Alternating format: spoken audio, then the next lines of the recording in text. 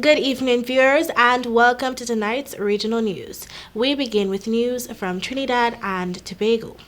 The Trinidad and Tobago government on Saturday said it hopes to reopen the borders within the next 4 to 6 weeks as the country acquired more vaccines to curb the spread of the coronavirus that has so far killed 556 people and infected 25,801 others. Prime Minister Dr. Keith Rowley, speaking at a news conference, said that discussions would be held with officials of the state-owned Caribbean Airlines regarding the resumption of scheduled flights from the country's two main international airports.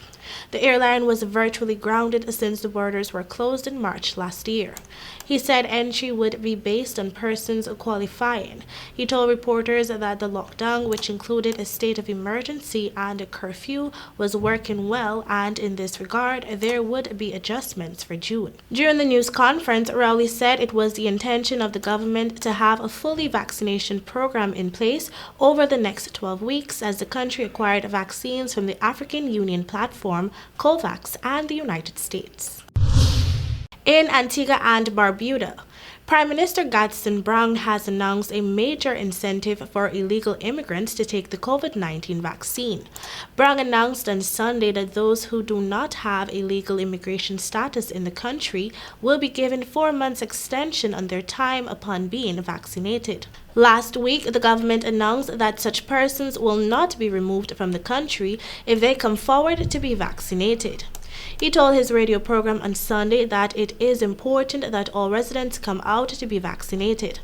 Antigua and Barbuda is also raffling an 8,000 square feet parcel of land to encourage persons to take their first and second COVID-19 vaccine doses.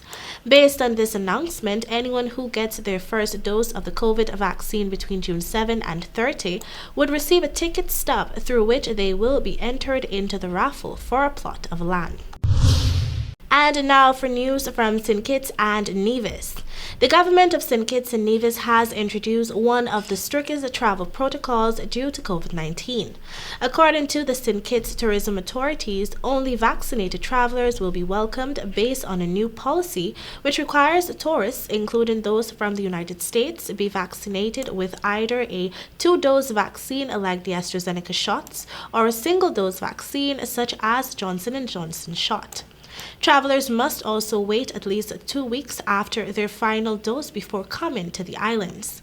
However, unvaccinated children under 18 who travel with fully vaccinated parents or guardians are exempt from the requirement. In addition to proof of vaccination, travelers must submit a negative COVID-19 PCR test from an approved lab taken within 72 hours before traveling. With this latest move, St. Kitts and Nevis joins destinations welcoming vaccinated tourists throughout the world, including several in the Caribbean, such as the Bahamas and the British Virgin Islands. And finally, on the international scene, China has relaxed its family planning policy to allow couples to have 3 children after a census showed its population was rapidly aging, state media reported, in an attempt to boost the birth rate in the world's most populous nation. For nearly 40 years, China enforced a controversial one-child policy, one of the strictest family planning regulations anywhere in the world. It was first relaxed in 2016 with the 2-child policy due to widespread concerns about an aging workforce and economic stagnation. Despite government efforts to encourage couples to have children, China's annual births have continued to decline, falling to a record low of 12 million in 2020, the National Bureau of Statistics said in May.